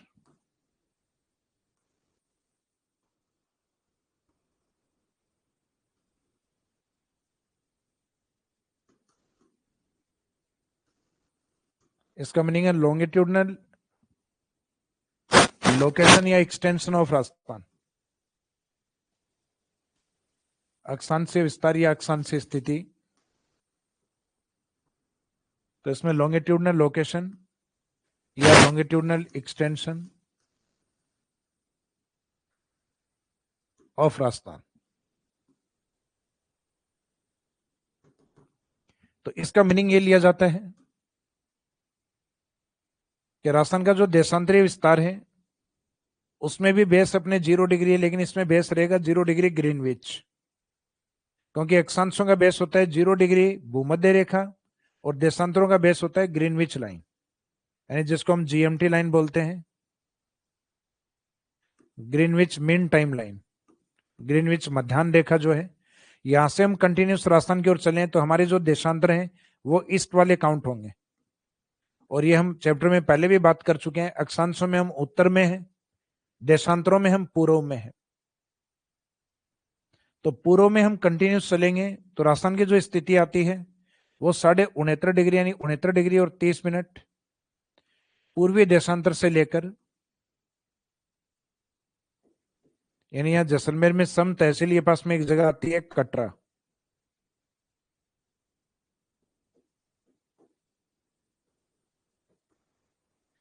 सही शब्द वैसे ये करड़ा आता है, कटरा तो अपने जम्मू कश्मीर में है, लेकिन ज्योग्राफी में अपने कटरा लिखा हुआ है तो अपने को कटरा ही याद करना है।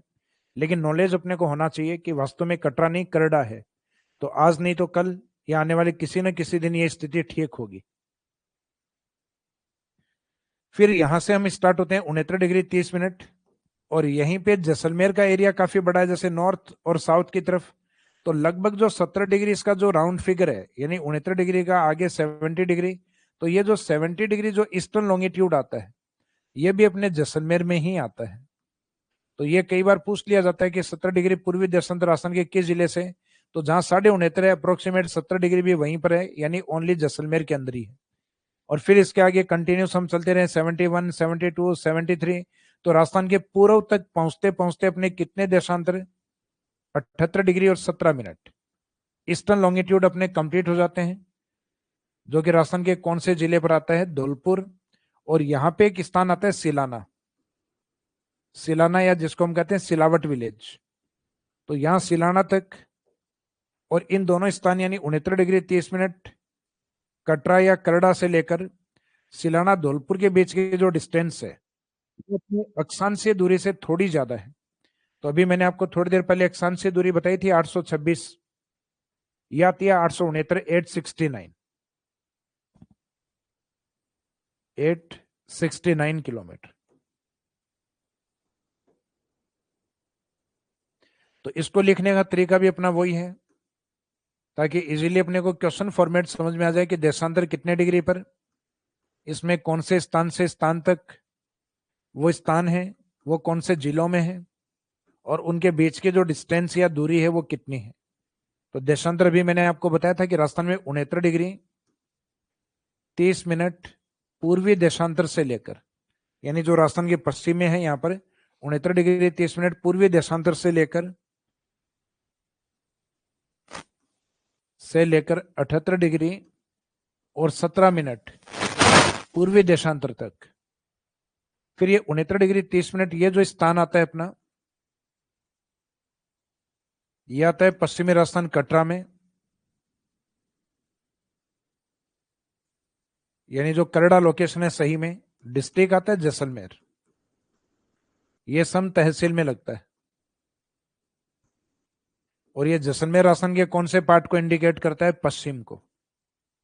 तो इसका मीनिंग देशांतरों में जो दूरी आएगी वो आएगी पश्चिम और पूर्व की, जैसे अक्षांशों में आती है उत्तर और दक्षिण। तो इसका मीनिंग उत्तर दक्षिण किसके हैं? अक्षांश के, और पूर्व और पश्चिम है देशांतर के। तो राजस्थान का पश्चिमी जिला कौन सा है? जैसलमेर। पश्चिमी स्थान कौन सा है? कटरा। और पश्चिमी देशांतर कौन सा है? 69 डिग्री 30 मिनट पूर्वी देशांतर। यहां से लेकर राजस्थान 78 डिग्री 17 मिनट सिलाना विलेज तक, जो कि यहां सिलाना विलेज जो कि धौलपुर डिस्ट्रिक्ट में,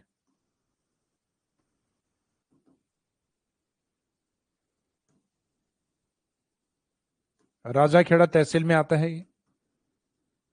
यह राजस्थान का सबसे पूर्वी जिला है। तो इसमें वही आ गया पश्चिम और पूर्व यानी देशांतर के बीच की दूरी। तो अभी हमने लिखी थी 869, जो अपनी अक्षांशीय दूरी से थोड़ी ज्यादा है, तो वो भी 800 पे थी अक्षांश, 826 या 869। तो ये तो हमें पता है 826 से 869 ज्यादा होता है। तो ये अभी अधीनस्थ बोर्ड ने 1-2 एग्जाम में पूछा भी है कि राजस्थान में अक्षांश और देशांतरों के बीच की दूरी का अंतराल कितना है। तो ये तो आप एग्जाम में बैठ के घटा लोगे कि एक 869 है और एक 826 है, घटाओगे तो ये 43 किलोमीटर का गैप आएगा। तो वो अपने को एग्जाम में रट के नहीं जाना 43 किलोमीटर, ये एग्जाम में बैठ के अगर पूछते हैं तो ये बैठ के घटा लीजिए, और गणित इतनी भी कमजोर हो तब रट के चले जाइए, हालांकि नहीं होगी इतनी तो राजस्थान का जो देशांतरीय विस्तार वो 869 होता है। तो हम कह सकते हैं कि देशांतरीय विस्तार यानी 869 अक्षांशीय विस्तार से अधिक है।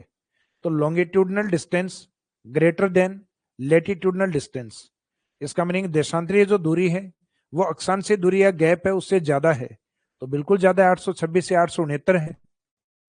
अब जैसे अक्षांशों में हमने लास्ट में लिखा था कि अक्षांशों में राजस्थान का गैप कितना है, कितने अक्षांशों में है, तो वैसा नोट या विशेष पॉइंट यहां पे भी अगर हम देखें तो राजस्थान के अंदर जो अभी हमने राजस्थान के पश्चिमी जो देशांतर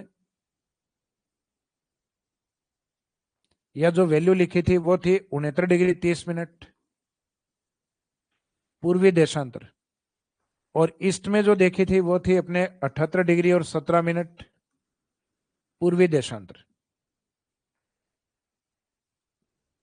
और इन दोनों के बीच का जो गैप है यानी 78 डिग्री और 17 मिनट और 69 डिग्री 30 मिनट, इन दोनों के जो बीच का जो गैप आएगा, अंतराल आएगा, वो आता है 8 डिग्री और 47 मिनट। अब ये कई बार होता है कि सर ये घटा के बताओ कैसे आया। कारण ये होता है क्योंकि इसमें ऊपर वाला डेटा है 17 ये छोटा है और 30 नीचे बड़ा है।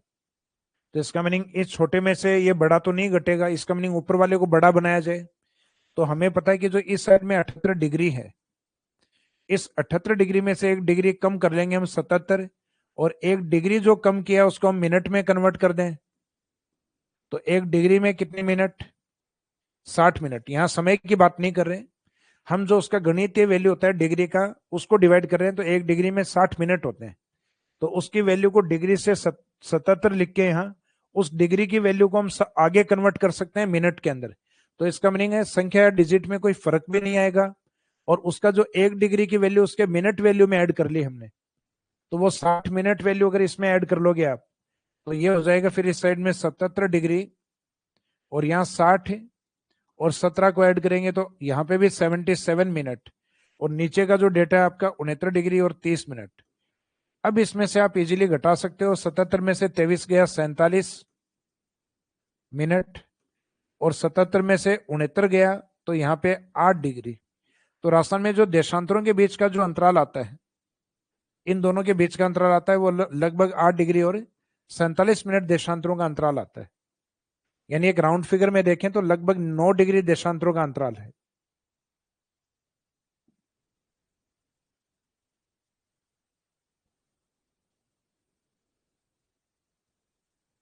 संदीप चौधरी सर, ये आरएस मेंस के लिए यहां से कंप्लीट हो जाएगा। देखो ज्योग्राफी आप किसी भी एग्जाम में पढ़ो सेम है,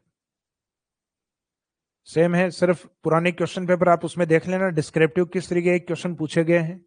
बाकी सब्जेक्ट यहाँ कंप्लीट पूरा करवाया जाएगा, चाहे राजस्थान का कोई भी एग्जाम हो। इसका मीनिंग है कि राजस्थान ज्योग्राफी के अंदर आप जो कवर कर रहे हो उसमें चाहे भले ही आप कोई एग्जाम दो तो सारे कंप्लीट होंगे उसमें। हाँ, आरएस वाले में थोड़ा डिस्क्रिप्टिव मैटर होता है, डिटेल वाला होता है, तो मैटर सारा, लेकिन आपको क्वेश्चन पेपर है वो आरएस वाले आप टाइम टू टाइम निकालते रहो, ताकि आपको उस एग्जाम की अप्रोच का पता चले, एग्जामिनर की डिमांड क्या है वो पता चले आपको।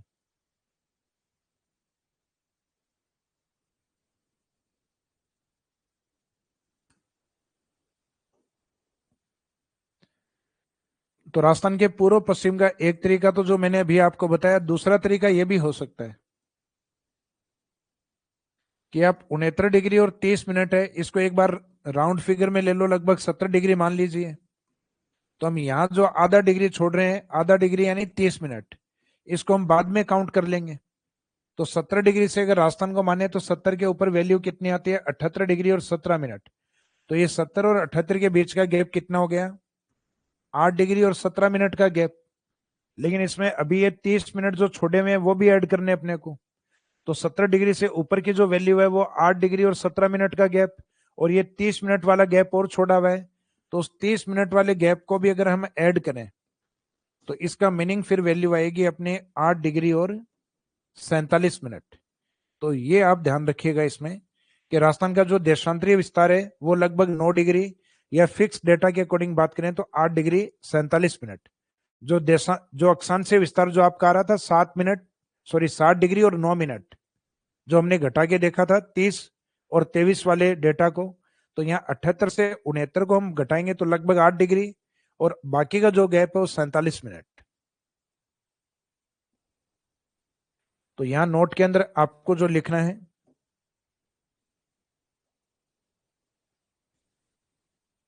जो गैप है वो गैप है 8 डिग्री और 47 मिनट, और गैप में कभी दिशा यूज नहीं होती। तो 8 डिग्री 47 मिनट देशांतरों में राजस्थान का विस्तार, देशांतरों में राजस्थान का विस्तार।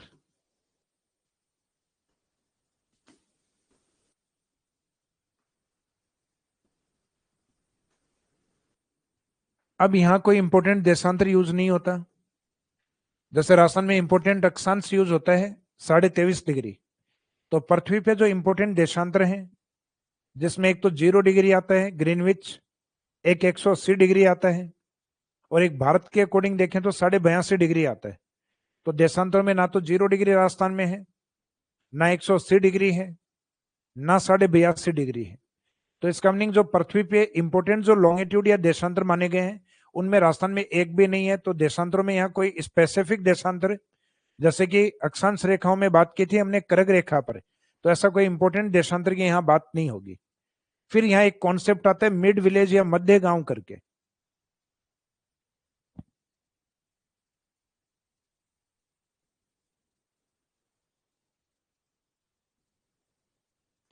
तो यहाँ जो देशांतरों में राजस्थान का जो विस्तार है इतने में, तो ये तो फैक्ट है, तो रटना पड़ेगा। इसके बाद जो दूसरा कॉन्सेप्ट हम देख रहे हैं वो है मध्य विलेज, मध्य गांव। तो मध्य गांव कॉन्सेप्ट क्या है, तो मध्य गांव कॉन्सेप्ट में आपके जैसे फॉर एग्जांपल राजस्थान वाला जो पार्ट है, इस राजस्थान वाले पार्ट को अगर आप इस तरीके से डिवाइड करें अक्षांश के अकॉर्डिंग, तो ये राजस्थान के दो पार्ट हो गए, एक नॉर्थ में और एक साउथ में।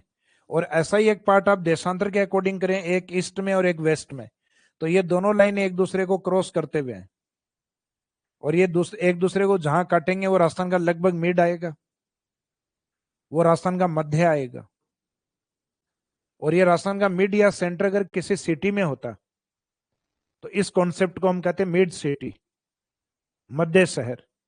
लेकिन ये किसी गांव में है, इस कारण इस कॉन्सेप्ट को कहा जाता है मिड विलेज यानी मध्य गांव। तो ये जो मिड वाला पॉइंट है ये मिड विलेज के नाम से प्रसिद्ध है, मध्य गांव के नाम से प्रसिद्ध है। और इस मध्य गांव की लोकेशन कौन से डिस्ट्रिक्ट में है या कौन से जिले में है, तब आंसर आता है नागौर।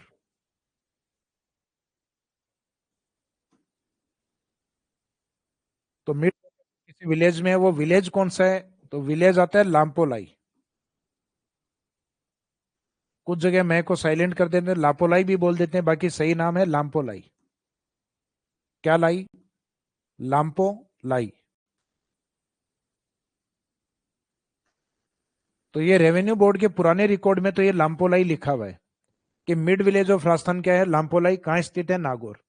लेकिन अब आजकल जो सैटेलाइट या उपग्रह जो सर्वे हो रहे हैं उसमें और ज्यादा निकट डेटा आ रहे हैं, और वो और ज्यादा निकट डेटा है वो इससे लगभग 15-20 किलोमीटर के डिस्टेंस पे एक स्थान आता है गगराना।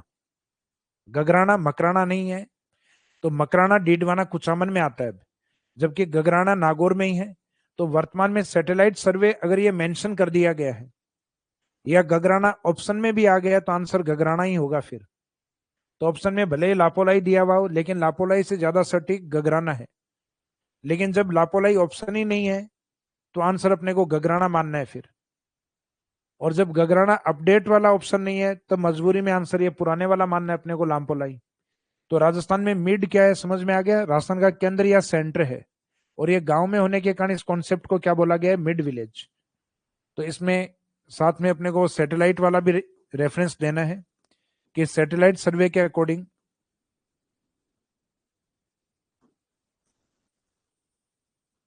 सैटेलाइट सर्वे के अनुसार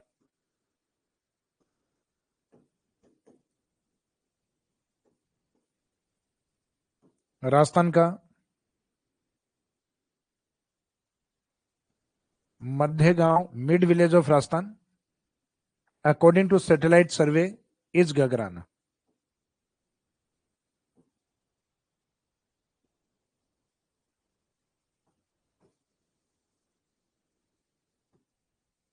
गगराना ये भी नागौर में ही आता है। इसमें कुछ जगह या यूं कहें कुछ बुक्स वालों से मिस्टेक हुई है, शायद उन्होंने सोचा ये गलत अनाउंसमेंट हो गया है, मकराना होना चाहिए था। लेकिन मकराना भी है, लेकिन वो नागौर में नहीं है, वो आता है डीडवाना कुचामन। जैसे जनरली हम कहते हैं कि विश्व प्रसिद्ध मार्बल कहाँ का है, तो आपके तुरंत माइंड में आया होगा सर मकराना का। तो मकराना का नहीं, इटली का, इटालियन मार्बल है। मकराना का है सफेद मार्बल।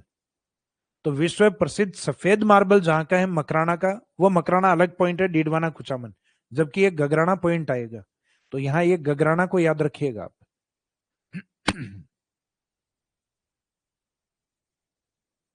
हाँ, जैसे कि ऑप्शन में दोनों आते हैं, तो दोनों में जो सैटेलाइट सर्वे वाला है वो ज्यादा ठीक होगा, गगराना। और गगराना ऑप्शन में ही नहीं आता, उस समय अपने आंसर रहेगा पुराने वाला आंसर लामपोलाई, क्योंकि गगराना ऑप्शन नहीं है। तो इसका मीनिंग इन दोनों में से अपने लिए ज्यादा इंपॉर्टेंट या जो ज्यादा करेक्ट होगा ये रहेगा, तो इसको राइट टिक कर लेना अपने। फिर देशांतर रेखाओं का अक्षांशों के अकॉर्डिंग देखें तो जैसे अक्षांशों का जो इंपॉर्टेंस है वो मुख्यतः टेम्परेचर को बताती हैं, और टेम्परेचर क्लाइमेट को बताता है, जलवायु को। तो अक्षांश रेखाएं हमारे लिए जलवायु रेखाएं थी। वैसे जो देशांतर रेखाएं होती हैं वो अपने देशांतर को, एक देशांतर को क्रॉस करने पे 4 मिनट का गैप आता है। तो ये मुख्यतः टाइम को बताती हैं देशांतर रेखाएं। और जैसे जैसे टाइम चेंज होता है वैसे वैसे डेट भी चेंज होती है। तो ये अपने आप में टाइम और डेट लाइन के रूप में डिफाइन होती हैं, यानी परिभाषित होती हैं। जबकि अक्षांश रेखाएं मुख्यतः जलवायु के रूप में जानी जाती हैं। तो देशांतर में अपने को अक्षांश में लास्ट पॉइंट जलवायु को लेकर लिखा था, देशांतर में लिखेंगे समय और तिथि को लेकर, टाइम और डेट को लेकर। तो जो longitude lines are known as time and date line, देशांतर रेखाओं को समय एवं तिथि रेखा कहा जाता है। तो उसमें लास्ट पॉइंट है, देशांतर रेखाओं को टाइम यानी समय एवं डेट यानी तिथि, तो देशांतर रेखाओं को समय एवं तिथि रेखा कहा जाता है।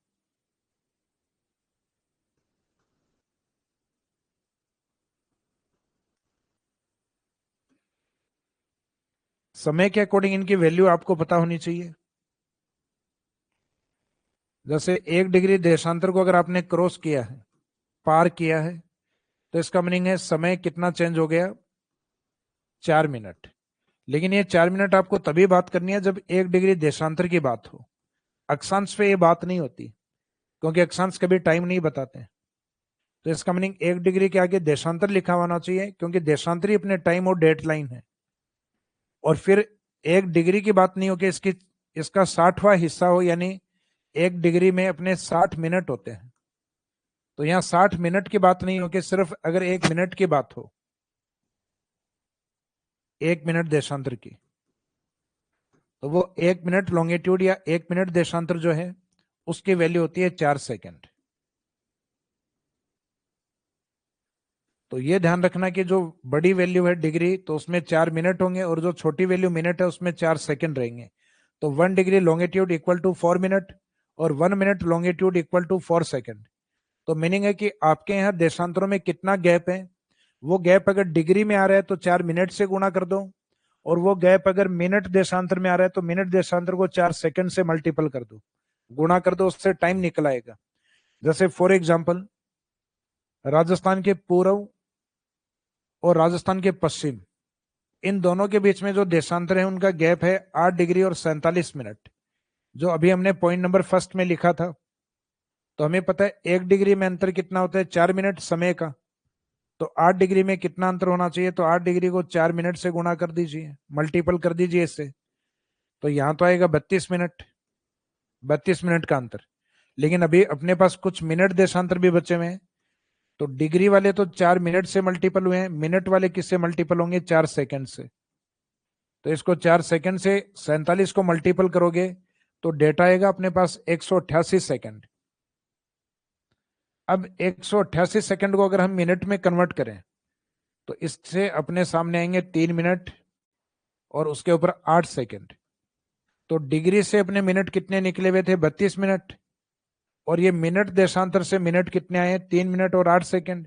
तो 32 और 3 को जैसे ही आप ऐड करोगे तो आंसर रहेगा 35 मिनट 8 सेकंड। क्योंकि ये जो मल्टीपल हम कर रहे हैं वो इस फॉर्मूले के आधार पे कर रहे हैं कि 1 डिग्री देशांतर का अंतर 4 मिनट का गैप लाता है। तो 1 डिग्री का गैप नहीं हो के 8 डिग्री का गैप हो तो 32 मिनट का फर्क, और फिर 1 मिनट देशांतर जो है वो 4 सेकंड का गैप लाता है। जबकि राजस्थान के पूर्व और पश्चिम में जो देशांतरों का गैप है वो 8 डिग्री और मिनट की जगह आता है 47 मिनट। तो डिग्री वाला अंतराल है वो तो 4 मिनट से मल्टीपल होगा, और मिनट देशांतर वाला है वो मल्टीपल होगा 4 सेकंड। तो इस तरीके से राजस्थान के पूर्व यानी धौलपुर और राजस्थान के पश्चिम यानी कटरा जैसलमेर, इन दोनों पॉइंट के बीच में सूर्य उदय का अंतराल होता है वो 35 मिनट का होता है। अब अपने पूरे देश का समय एक ही है, जैसे अभी यहाँ 6 बजे हुए हैं या 7 बजे हुए हैं, तो अरुणाचल प्रदेश में भी सेम टाइम है। अगर अपने लद्दाख का जो टाइम है जो भी है 7 बजे हुए हैं, तो कन्याकुमारी का टाइम भी वही है। तो इसका मीनिंग है पूरे भारत का स्थानीय मानक समय लोकल टाइम एक ही होता है, लेकिन फर्क किस बात का होता है, सनराइज और सनसेट का होता है। जैसे राजस्थान का पूर्वी भाग धौलपुर है तो वो सूर्य के सामने पहले आएगा, और जैसलमेर का जो कटरा है पश्चिमी भाग, वो सूर्य के सामने लास्ट में आएगा। तो जो सूर्य उदय के सामने यानी ईस्ट में जो पहले आया वहां सूर्य उदय सुबह जल्दी होगा। तो जब 6 यहाँ बजे हुए हैं तो जैसलमेर की घड़ी में भी 6 ही बजे हुए हैं, लेकिन वहां सूर्य उदय नहीं हुआ है। तो वहां सूर्य उदय होने में लगभग 35 मिनट एक्स्ट्रा लगेंगे, लेकिन टाइम दोनों का सेम है।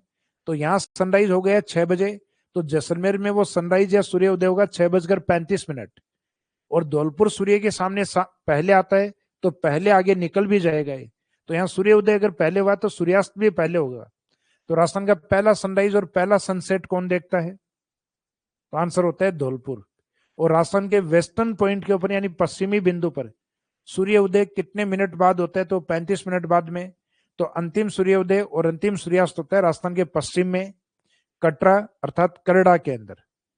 तो ये एक टाइम वाला गैप आप याद रखना, ये कई बार जनरली पूछ लेते हैं। तो टाइम तो वैसे तो देखा जाए पूरे भारत का समय एक ही है, लेकिन फर्क सनराइज और सनसेट में आता है। तो ये सूर्य उदय या सूर्यास्त को लेकर अंतर पूछे तो ये लगभग आंसर 35 मिनट। वैसे तो 35 मिनट 8 सेकंड है, तो 35 मिनट कई बार एग्जाम में ऑप्शन नहीं होता, तो आंसर अपना 36 मिनट होता है। तो अपना ये जो पार्ट था इस चैप्टर का स्टार्टिंग वाला पार्ट,